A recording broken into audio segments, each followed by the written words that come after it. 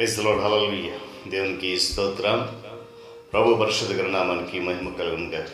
క్రీస్తునందు ప్రియులారా, దేవుడు తన మహాకృపను బట్టి మరొక నూతన ఉదయకాలంలో వేకును లేచి నామాన్ని స్తుతించడానికి, ఆరాధించడానికి, గణపరచడానికి శ్రేష్టమైన అవకాశం అందరికీ అనుగ్రహించారు. అందుని బట్టి ప్రభు పరిశుద్ధ నామానికి మహిమ ప్రభావం కలుగును గాక. క్రీస్తునందు ప్రియులైన దైవజనులు, స్నేహితులు, విశ్వాసులు, సహోదరి సహోదరులు, ఈ కార్యక్రమాన్ని వీక్షిస్తున్న ఆత్మీయులందరికీ కూడా రక్షకుడైన యేసయ్య నామములో శుభాభివందనాలు తెలియజేస్తున్నారు.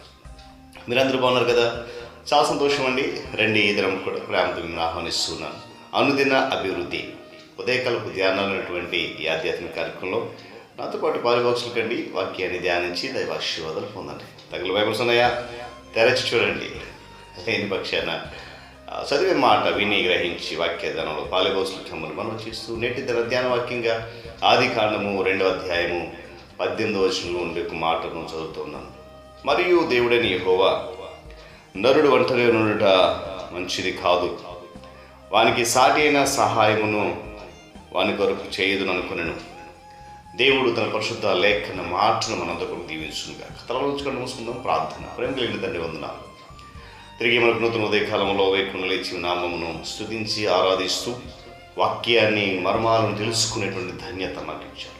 అందులో బట్టి కృతజ్ఞత తెలుస్తూ ఈ ఆధ్యాత్మిక కార్యక్రమాన్ని కేవలం నీ కృప చేత, మీ ఆత్మ చేత జరిగిస్తున్న విధానం బట్టి వందనాలు. మీరే మహిమ ఘనత ప్రభావాలు పొందండి. యేసయ్య నామమున అడుగుతున్నాను మా తండ్రి, ఆమేన్.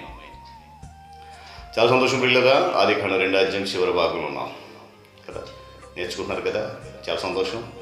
నన్ను ప్రోత్సహిస్తున్నారు వీళ్ళందరూ కూడా దేవుని స్తుతిస్తున్నాను. ఈ వచనము మనం ఎక్కువ శాతం వివాహంలో చదువుతూ ఉంటాం. పురుషుడికి వివాహం అవ్వాలి, స్త్రీకి వివాహం అవ్వాలి, ఇద్దరు కూడా వివాహం చేత ఒక కుటుంబంగా కట్టబడాలి. ఇది మనము వివాహ బంధం నేర్చుకుంటూ ఉంటాం, చదువుతూ ఉంటాం ఎక్కువ సందర్భం. ఇక్కడ ప్రత్యేకించి ఆదాముకు సంబంధించినటువంటి మాట వ్యాకరణ పరంగా కూడా మనం చూస్తే ఆ ఒక్క మనిషిని ఉద్దేశించి పలికినట్లుగా మనకు కనబడుతుంది. దేవుని యొక్క ఆలోచన ఏంటంటే, మానవ జాతి అభివృద్ధి చెందాలి అంటే భార్య ఉండాలి అనేటువంటిది దేవుని యొక్క ఆలోచన. కానీ ఇప్పుడు ప్రతి వ్యక్తి కూడా వివాహం ఆడి మానవ జాతిని అభివృద్ధి చేసిన అవసరం లేదు. ఎందుకంటే మనిషికి భార్య ఉండాలన్నది సాధారణ నియమం. కానీ అన్ని సందర్భాల్లో ఇది వర్తించదని పౌలు భక్తుడు కూడా చెప్తున్నాడు.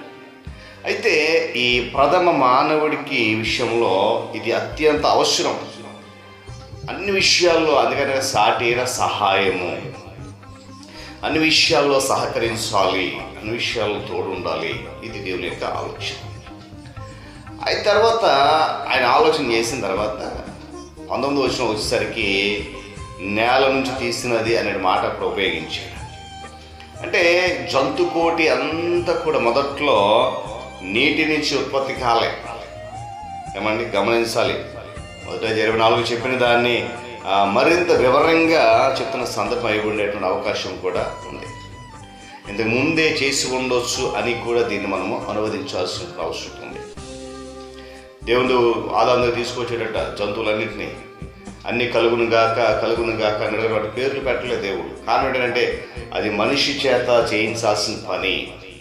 తీసుకొచ్చాడు ఆదాముకు దేవుడు అంటే ఏదో ఒక ఆకారంలో కనబడేవాడట. అంటే దేవదూత ఆకారంలోనో లేక మానవ ఆకారంలో కనిపించేవాడట.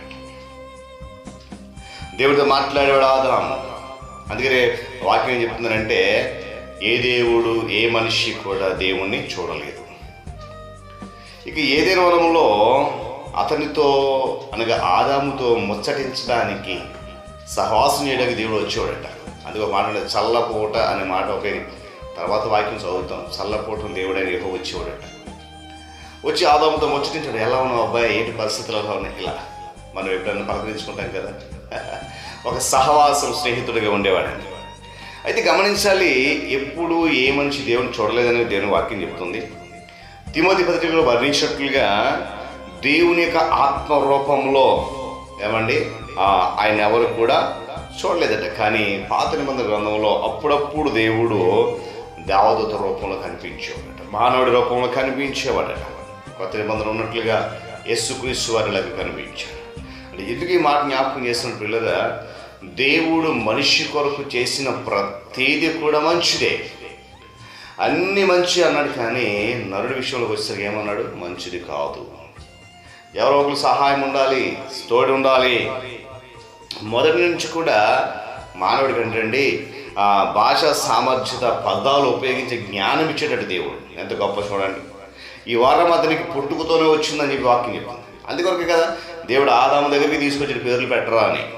ఇదిగో ఆదాము, ఇగో జంతువులు నేను సృష్టించాను, ఇదిగో ఇలా పేర్లు పెట్టాను, ఇది దీని పేరు ఇది, దీని పేరు ఇది, దీని పేరు ఇది అని దేవుడు వర్ణించలేదే. అన్నీ తీసుకొచ్చి అదే ఆదాము ఏ పేరు పెట్టునో అని చెప్పి దగ్గరికి తీసుకొచ్చిన జంతువులన్నిటికీ పేరు పెట్టాడు. ఇది కాకి, ఇది కుక్క, ఇది పిల్లి, ఇది నక్క, ఇది పులి, ఇది ఏనుగు. ఆదాము పెట్టిన పేర్లు ఇవన్నీ. హల్లెలూయా. కనుక ఆ భాషా సామర్థ్యత లేకపోతే ఉపయోగించే జ్ఞానము మానవుడికి ముందు. ఈరోజు ఆ జ్ఞానం అమితమైపోయి దేవుని నుండి దూరం అయిపోయిన పరిస్థితి కనబడుతూ ఉంది. ఆదాము కూడా చేసిన పని అదే. ఈరోజు మనిషికి ఇచ్చినటువంటి ప్రతి జ్ఞానము పిల్లరా దేవుని దగ్గర వచ్చిందే. ఈ లోక జ్ఞానం వెర్రితనం. కనుక ఆ జ్ఞానాన్ని మనం ఏం చేయకూడదు? స్వార్థం కొరకు, స్వలాభం కొరకు ఉపయోగించి దేవుని నామానికి అవమానం కలిగజేయకుండా చూడాలి. కనుక ఆదాము ఆ రోజు జ్ఞానం సంపాదించుకున్నాడు, అన్నీ తెలుసుకున్నాడు. చివరికి దేవుని మాటను ధిక్కరించే పరిస్థితికి వెళ్ళిపోయాడు. నేటి మానవ జాతి అంతా కూడా అలాగే ఉంది. కానీ నేను అంటాను, ఒకవేళ మనలను దేవుడు ఆ స్థానంలో ఉంచి, ఆ బాధ్యత నుంచి, ఆ తప్పిపోయిన మానవ జాతి అంతటిని మరలా దేవుని తీసుకొచ్చేటువంటి బాధ్యత మన భుజ స్కంధాలపై దేవుడు ఉంచాడు. కనుక అట్టి స్థితిలో మనం ముందుకు వెళ్ళడానికి, అనేకులను ప్రభువు నడిపించడానికి ప్రయాసపడతాం. దేవుడి మాటలు మన కొరకు దీవించును గారు. తల ఉంచాలి, కన్ను మూసుకుని ప్రార్థన చేసుకుందాం. ప్రేమ కలిగిన తండ్రి వందనాలు. తిరిగి మన నూతన ఉదయకాల సమయంలో నీ మాట ధ్యానించాను. ఆదికాండం 2వ అధ్యాయం పూర్తి చేసుకున్నాం. నిజమైన ఆయన చివరిలో మనిషిని చేసి, మనిషి కొరకు సాటి సహాయం చేసి ఎంత అద్భుత కార్యం నా తండ్రి మానవ విషయంలో యేసుని స్తుతులు గెలిచినాం. నాయన అదిగో ఈ మాటలు విన్నా మేము మానవుడికి మీరిచ్చిన జ్ఞానము నాయన అదిగో సరైన క్రమంలో ఉపయోగించి నీ కొరకు ప్రయాస చూపించాలి. ఆ జ్ఞానము నాయన వివిధ రకాలుగా ఉపయోగించి నీ నామానికి అవమానం కలిగే రీతిలో ఉండకుండా శ్రేష్టమైన నీ మాటలు అనేకులకు చెప్పే జ్ఞానం ఇంకనూ అనుగ్రహించి నడిపించి ముందు దీవించమని నీ కృపలో వర్ధలింపవచ్చు. క్రీస్తు వారి పరిశుద్ధ నామములో అడుగుతున్నాం తండ్రి, ఆమేన్. త్రియేక దేవుని దీవెన, ఆయన సన్నిధి కాపుదల సదాకాలము మనందరికీ తోడుగా ఉండి నడిపించును గాక. ఆమేన్.